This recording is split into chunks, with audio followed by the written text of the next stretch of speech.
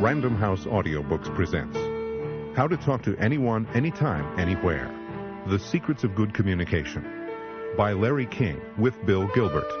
Read for you by Larry King.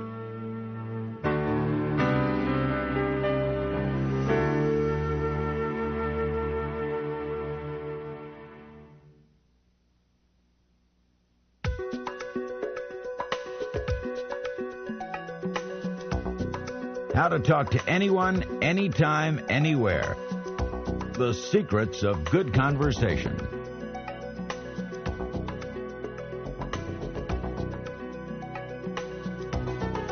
Talking's like playing golf, driving a car, or owning a store. The more you do it, the better you get at it, the more fun you have doing it. But first you have to understand the fundamentals. I've been fortunate to have achieved a certain level of success in talking, maybe enough so that as you're listening to this tape, you're thinking to yourself, sure, he can say talking is fun. He's good at it. Well, it's true that talking has come naturally to me, but even those who have a natural ability for something have to work to develop it. That's what turns a talent into a skill. Ted Williams, the best baseball hitter I ever saw, and a man blessed with more natural ability than anyone in my lifetime, took batting practice every day like everybody else. Luciano Pavarotti was born with a wonderful voice, but he still took singing lessons. I have a natural ability, an inclination to talk, but I've had plenty of moments when talk didn't come easy. If you could have been a fly on the wall in a Miami Beach radio studio 37 years ago and witnessed my first morning in broadcasting, you'd have bet the ranch that it was the last morning in broadcasting. It happened at station WAHR, a small radio station across the street from a police station on 1st Street, just off Washington Boulevard, on the morning of May 1st, 1957. I'd been there 3 weeks hanging around, hoping to crash into my dream world of radio. The station's general manager, Marshall Simmons, told me he liked my voice, another thing I can't take any credit for, but he didn't have any openings. That didn't discourage me. I was willing to take my chances, and I told him so. He said, fine, if I hung around, I'd get the job the next time he had an opening.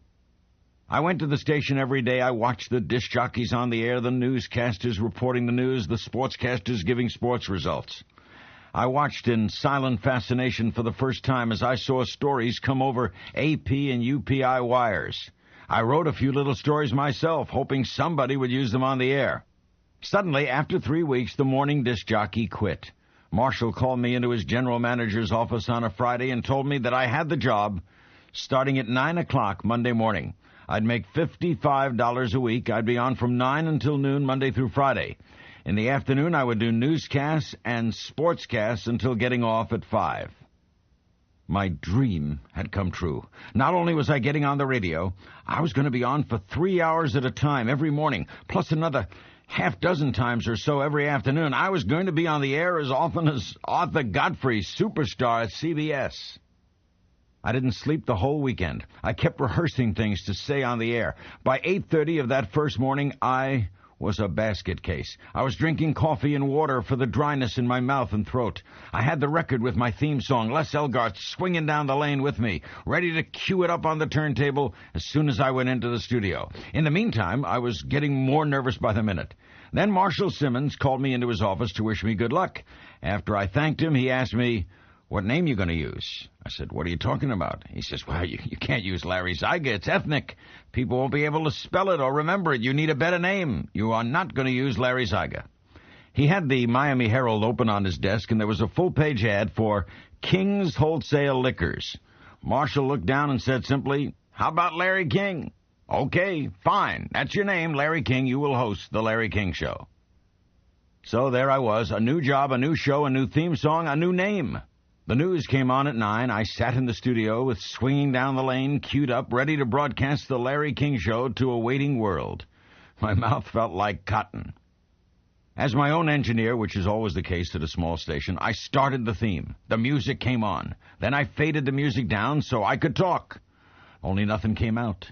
So I bring the music back up again and fade it again. Still no words come out of my mouth. It happens a third time. The only thing my listeners are hearing is a record going up and down in volume, unaccompanied by any human voice. I can still remember saying to myself that I'd been wrong, that I was a street gabber, but I wasn't ready to do this professionally. I knew I'd love this line of work, but clearly I wasn't ready for it. I didn't have the guts to do it. Finally, Marshall Simmons, the man who'd been so kind in giving me such a tremendous opportunity, exploded as only general managers can explode. He kicked open the door to the control room with his foot and said 5 words to me, loud and clear. "This is a communications business."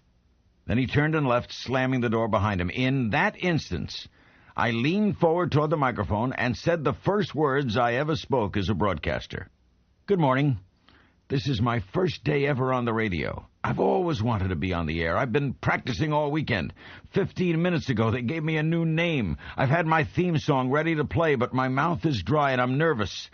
And the general manager just kicked open the door and said, "This is a communications business." Being able to say at least something gave me the confidence to go on, and the rest of the show went fine. That was the beginning of my career in talking. I was never nervous on the radio again.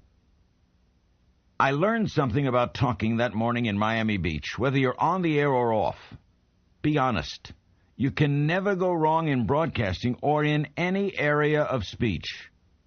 Arthur Godfrey told me the same thing about how to be a successful broadcaster. Let your listeners and viewers share your experiences and how you feel.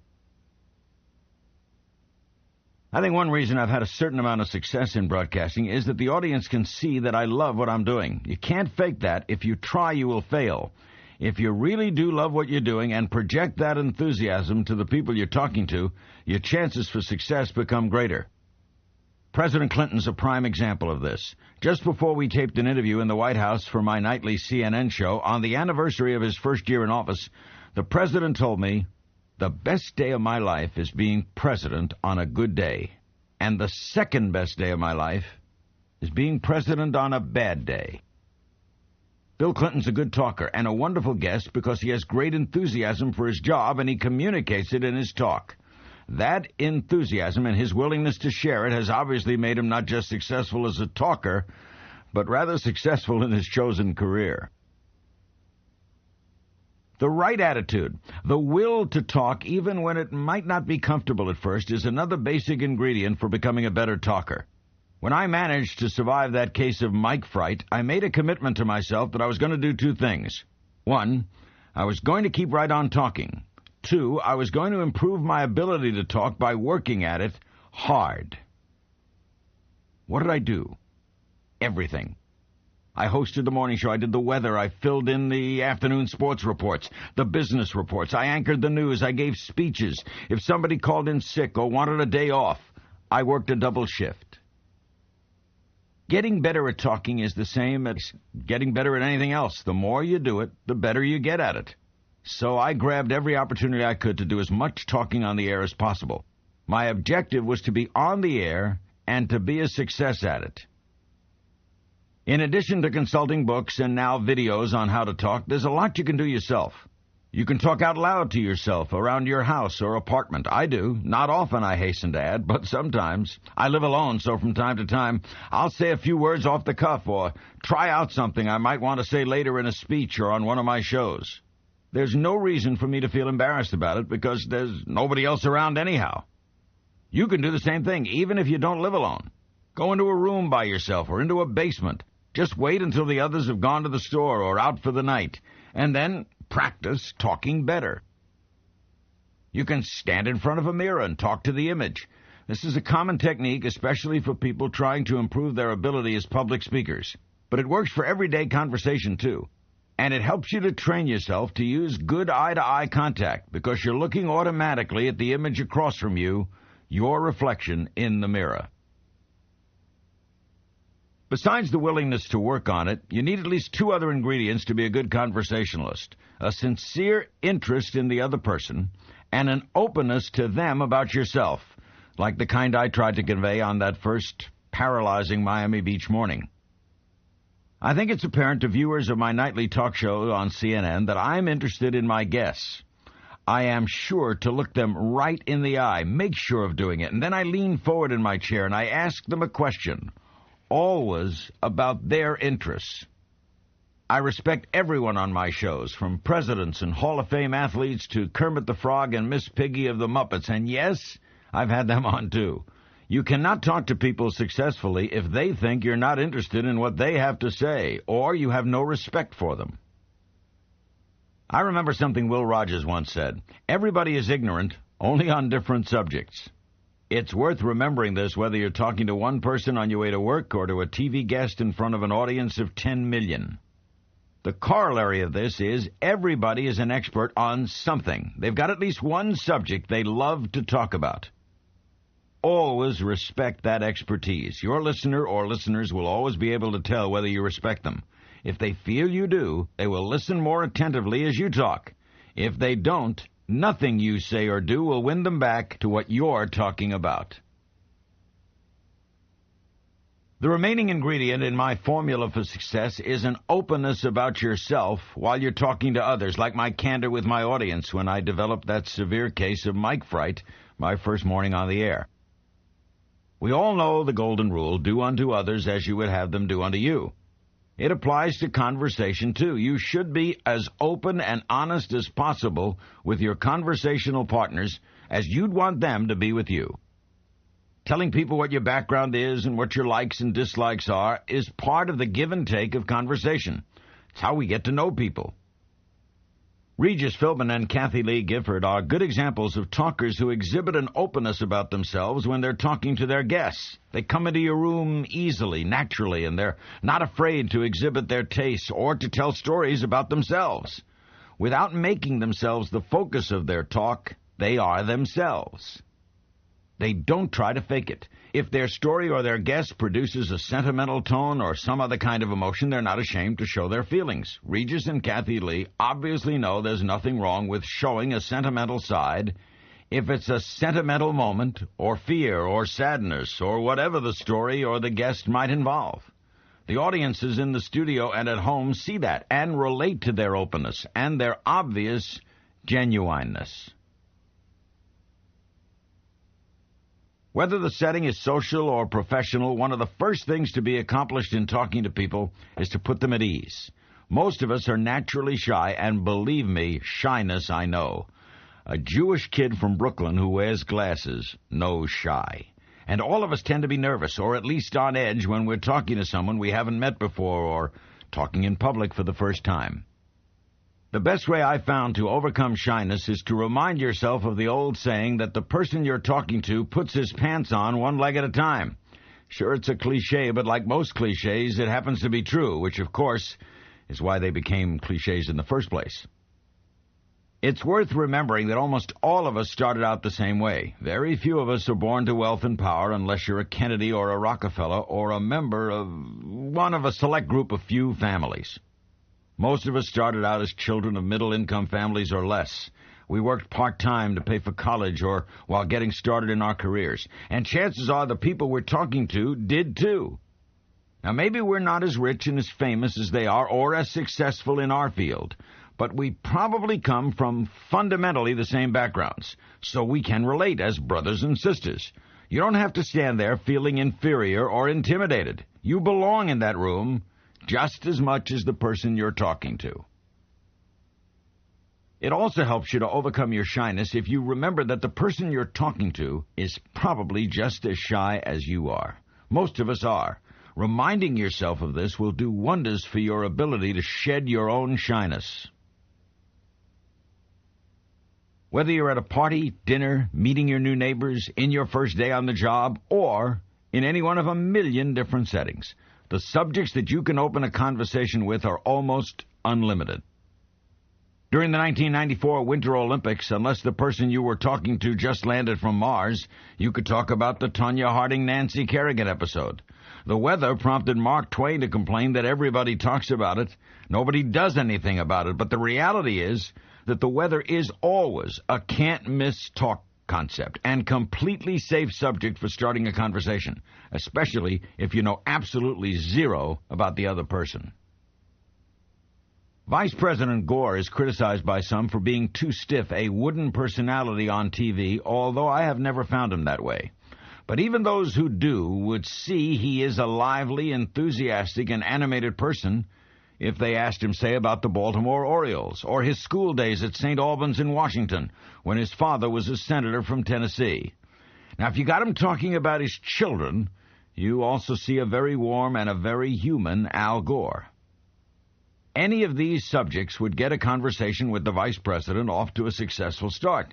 Obviously, there are many political subjects he could talk about at length, but it's the things that are closest to him personally that make him open up the most. And that's true for most other people, too. If you're at a party, the occasion itself is often a starting point for talk. When my friends threw a party for my 60th birthday, they called it the 50th anniversary of Larry's 10th birthday, and they gave it a 40s Brooklyn theme. A lot of conversation that night began with the Dodgers, with Coney Island, and other nostalgic topics. If you're at a party in someone's home or even an office, there are likely to be furnishings, mementos that your host will cheerfully talk about. Is there a picture of them in Red Square? Ask him about that trip to Russia. Is there a crayon drawing on the wall? Ask which of their children or grandchildren drew it. My first rule of conversation is this: I never learn a thing while I'm talking. I realize every morning that nothing I say today will teach me anything. So if I'm going to learn a little today, I got to do a lot of listening. As obvious as this sounds, you run across proof every day that people simply don't listen. Tell your family or friends your plane will arrive at 8, and before the conversation ends, they'll ask, "What time did you say your plane was coming?" To be a good talker, you must be a good listener. This is more than just a matter of showing an interest in your conversation partner. Careful listening makes you better able to respond. To be a good talker when it's your turn. Good follow-up questions are the mark of a good conversationalist. When I interview guests on the air, I make notes ahead of time about the kinds of questions I'll ask them. But often I'll hear something in one of their responses that leads me into an unexpected question and a surprising answer. Example: when Vice President Quayle was my guest during the 1992 presidential campaign, we talked about the laws governing abortion. He said it made no sense at all for his daughter's school to require his or his wife's permission to miss a day of school, but not to get an abortion. As soon as he said that, I was curious about Quayle's personal angle on this political topic. So I asked what his attitude would be if his daughter said she was going to have an abortion. He said he would support her in whatever decision she made. Quayle's reply made news. Abortion was a white-hot issue in that campaign, and here was President Bush's very conservative running mate, the national Republican spokesman for his conservative wing's unalterable opposition to abortion, suddenly saying that he would support his daughter if she decided to have an abortion. Regardless of your views on that issue, the point here is that it was because I wasn't just going through a list of questions. I was listening to what Quayle was saying, and that was what led me to the newsworthy answer.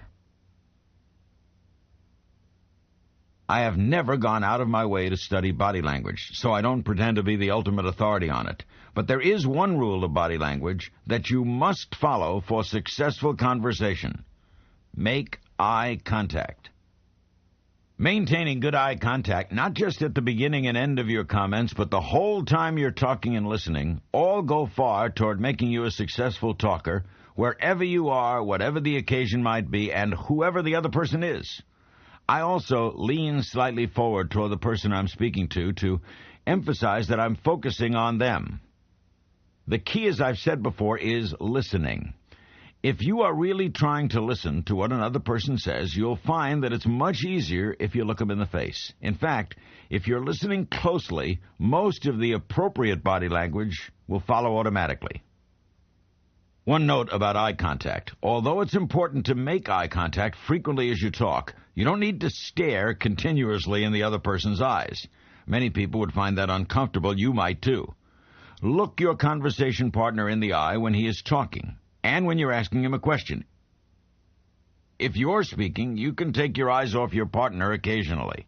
However, don't stare off into space as if he wasn't there. And if you're at a party, don't let your eyes wander over your partner's shoulder as if you're looking for someone more important to talk to. My basic advice on the subject is to worry about how well you're talking and let your body language take care of itself. A new requirement for being a good talker in our culture is staying informed. One of the many profound results of the communications explosions of the last half of the 20th century is that people know more about what's going on in the world.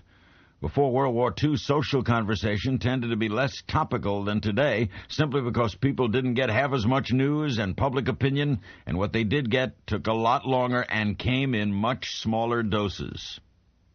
Today, they may not know more than a few sentences from the evening news, but regardless of how deep their knowledge is, when the Berlin Wall's torn down, or Nancy Kerrigan gets whacked across the shins, or Frank Sinatra faints on stage, everybody knows it, and almost immediately. To be a successful conversationalist, you have to be able to talk about what's on people's minds, and it may be the subject they just heard about on the radio or saw on the evening news. Social occasions for conversation range from small, comfortable gatherings like a dinner party among friends to big, intimidating crowd scenes like a Washington cocktail party. In between are events like weddings and bar mitzvahs. Each one is different, but the principles of conversation are the same. Be open, find the common ground with your partner, and always listen. Cocktail parties are a difficult challenge for me. I'm happiest talking with people one-on-one, so I find a crowd of people in a noisy room a little overwhelming.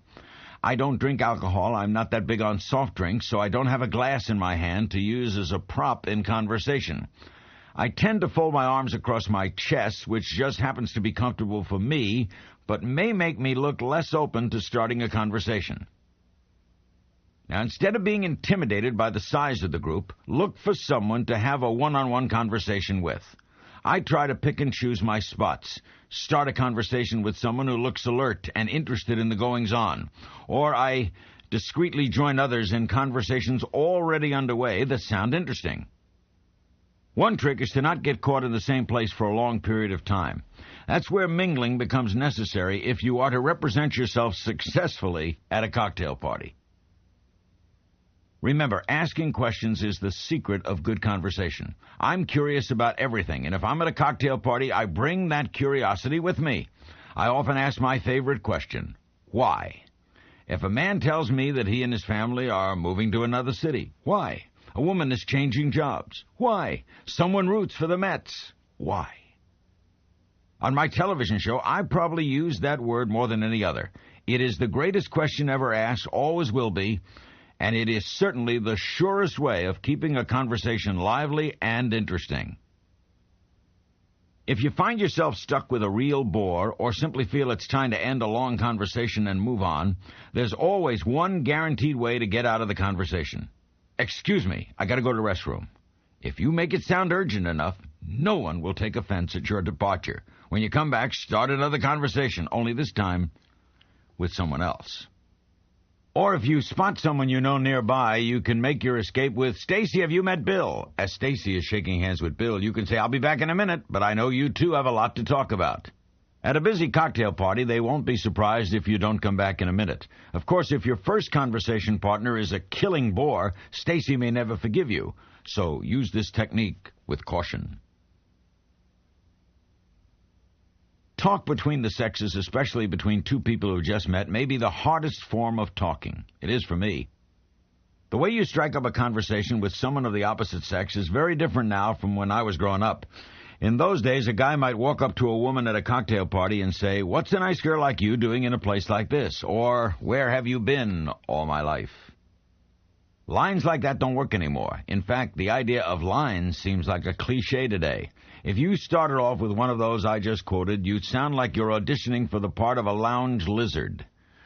This is not just a problem for men, of course. For women, too, knowing how to get started talking with a man is difficult. In fact, it's extra difficult for some women because for so long it was a taboo for a woman to approach a man at all. It was okay to initiate small talk at a tea party, but for a single woman to imply to a man that she found him attractive was at best forward, at worst brazen. When I was dating in high school and into my 20s and 30s, it was a serious no-no for a girl even to call a boy, or a woman to call a man on the telephone. It just wasn't done.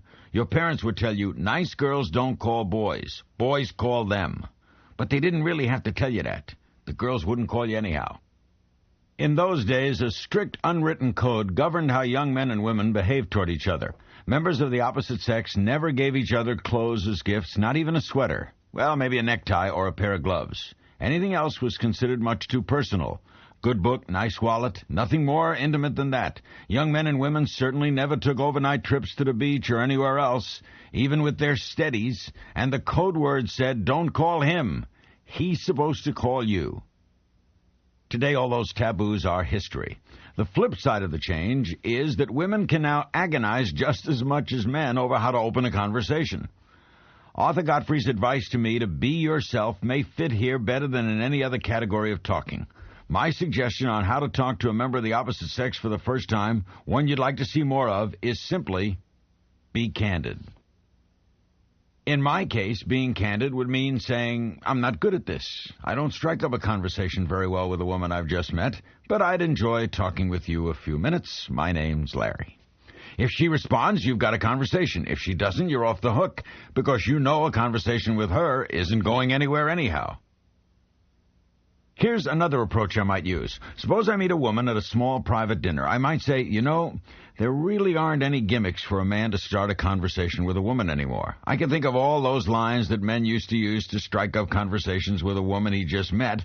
They don't work anymore. So how do we start talking to each other?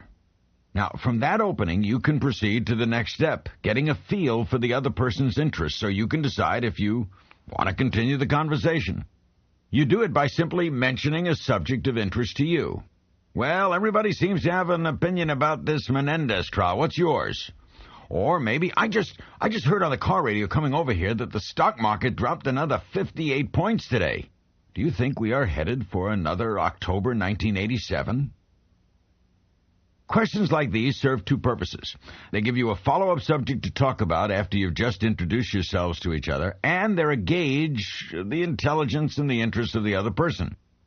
If the man you're talking to responds to the first question by saying, I was shocked to hear that verdict, that tells you that he probably follows some current events, is able to hold up his end of a conversation, may have something in common with you. But if he says, I don't know anything about that, he is telling you the exact opposite, which may mean you should look around for someone who's closer to your wavelength.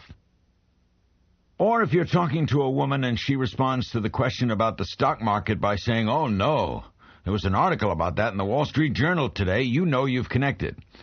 But if she says, I never follow that stuff, it's boring, chances are you may find her boring too, and vice versa. My advice in meeting people, and especially in talk between the sexes, is to learn as much as you can about the other person as early in the conversation as possible. Engage them in areas that you're interested in and stick to your natural conversational style. If you're a witty, bantering sort of talker, see if she is too.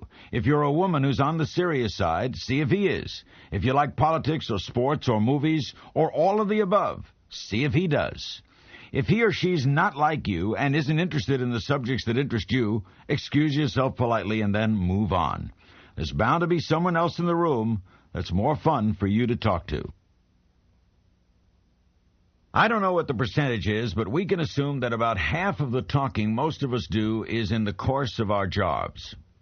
I'm primarily a broadcaster rather than a business executive, but I've taken part in enough business meetings as a speaker, panelist, chairman, or participant, and have talked with enough of America's top executives to have picked up some pointers that can help you in business talk.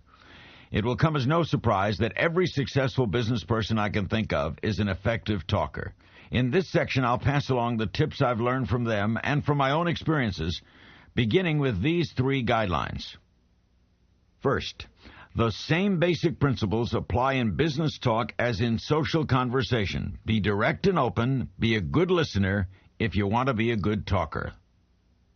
The second guideline is that if you're talking within your own industry or profession, you can assume the people you're talking to know the technical terms you're using, but you still have to make yourself clear. And if you're talking to people outside your own field, you have to assume just the opposite, that the audience or the other meeting participants know nothing about the technical terms, so you must speak in lay language. And finally, time is money. Don't waste the time of the people you're talking to. Don't talk about last night's ball game or your last round of golf. until the end of the one-on-one lunch, and then try to cram the real purpose of the meeting into a hurried 5-minute discussion. And don't try to be the life of the meeting with a 20-minute monologue while everybody else is anxious to get down to business. This third point deserves elaboration. Don't you dread getting a phone call from someone you know is good for 25 minutes when you're trying to get a contract proposal out the door? Don't put yourself in the same category. Know what you're talking about, and whether it's a chat in a coworker's office or in a full-dress meeting, be prepared. Think ahead of time about the subject, what points you want to drive home, and what questions you can expect, and the most convincing way to answer them. And remember what the other person wants and needs to know. For example, here's the kind of situation that crops up for all of us. If you need last month's sales figures, you ask Susan in sales for them. But you don't have to tell her the entire corporate marketing strategy for the next sales year. That is a waste of her time and yours. This doesn't mean you should be close-mouthed. One of the most effective ways of maintaining high morale and productivity among your employees is to keep them informed. So there will be times when you give people background information to make them feel involved or to motivate them. But you don't need to give a briefing every time you talk to somebody. You want to avoid that old complaint that if you ask so-and-so what time it is, he tells you how the watch works. Everybody is selling something. You're selling yourself and your education and experience every day in your job, whether you are actually a salesperson or something else. You may be listening to this tape because you want to sell yourself better. When it comes to selling, those who are successful in business talk get that way by obeying certain do's and don'ts. You have to learn your products or services and what works and doesn't work in selling them. The only way you can learn that is by talking to your colleagues and reading everything you can about the experiences of others.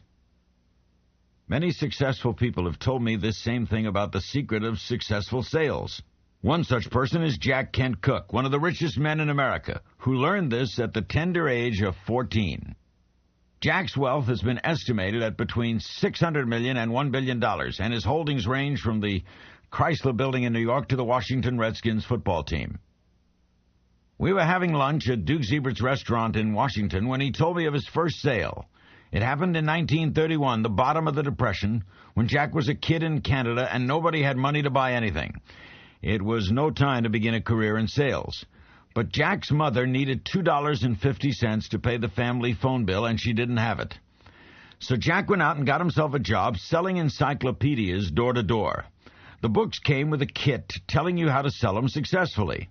With the wisdom and confidence of a 14-year-old, Jack ignored the tips, confident that he could make sales on the strength of his own charm and persuasiveness. Well, anyone who knows Jack Kent Cooke knows he has plenty of both, but you need more than that, especially at 14. So he struck out, a miserable failure in his first experience at business talk with a store owner named Mr. Pickering.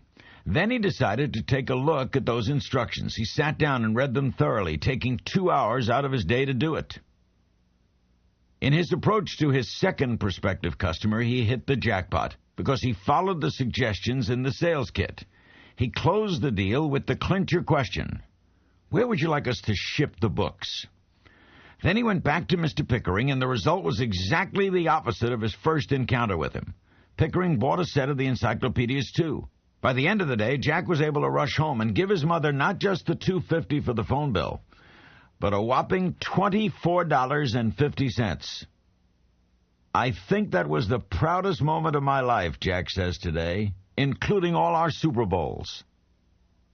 He was successful because he followed 2 rules of sales. Know what you're selling, and once you've closed the deal, don't keep selling.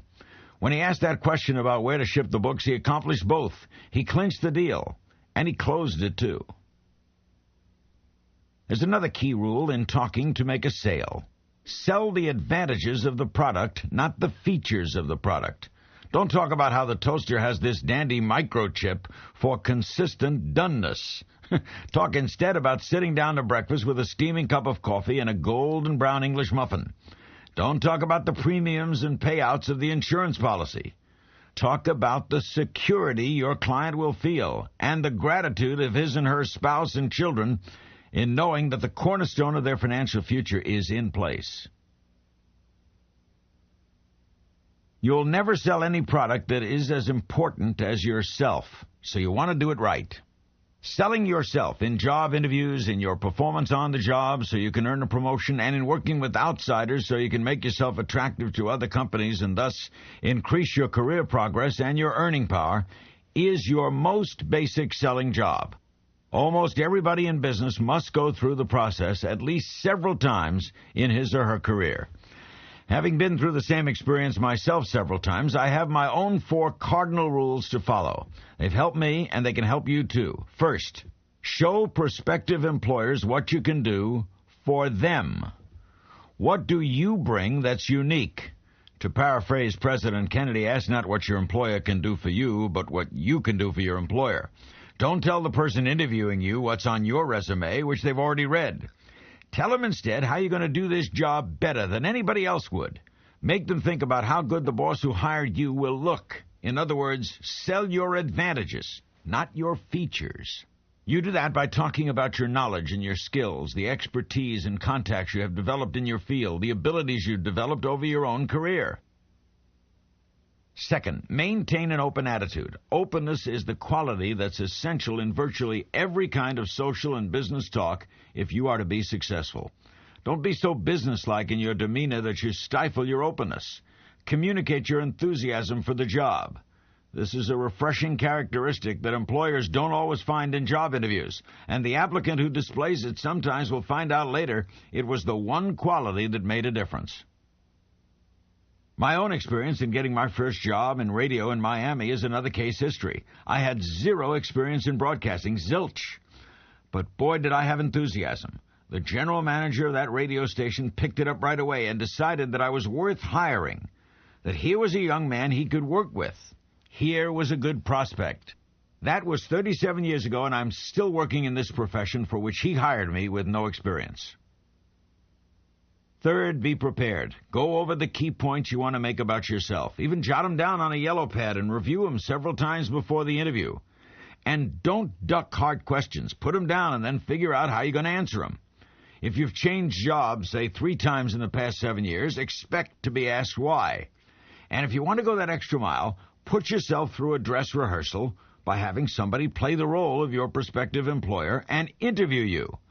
That's an extremely effective technique, one that'll give you a much better shot at getting that job. And finally, ask questions. Asking questions is how you learn, and in a job interview, you definitely want to learn about the company just as much as the company wants to learn about you. You'll never have a better opportunity to get a feel for your prospective company or boss. Besides, employers respect someone who displays the initiative to ask intelligent questions about the company.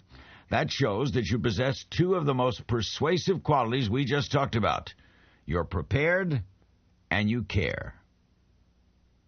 When you're the interviewer instead of the interviewee, you should display some of the same characteristics you're looking for in a job applicant: openness, enthusiasm, caring, and a willingness to ask questions.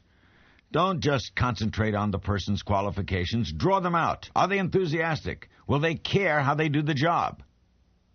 Remember that openness and enthusiasm are 2-way streets. Be honest about the job and about yourself as a boss.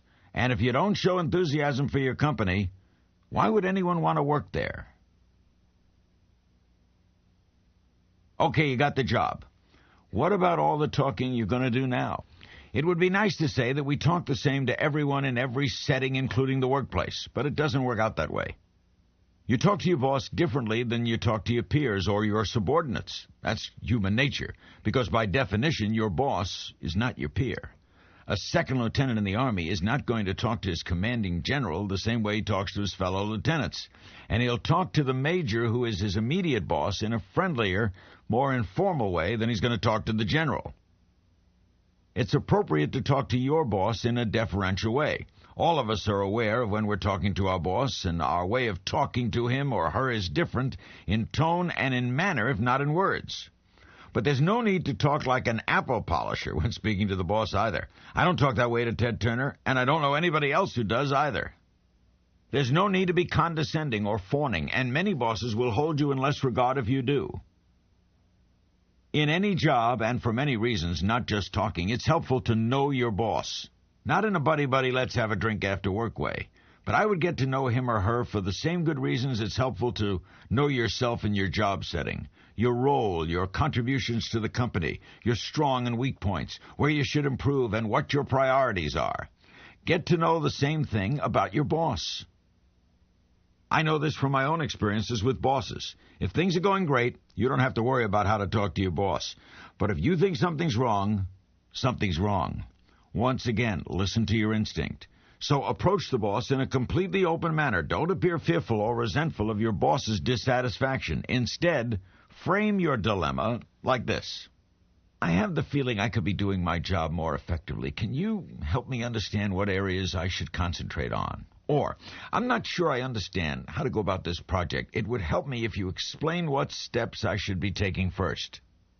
If you do, you should be successful, unless your boss is completely paranoid or a jerk. If that's the case, you need to start looking for a new job, not just a new approach. The problem is with the boss, rather than you.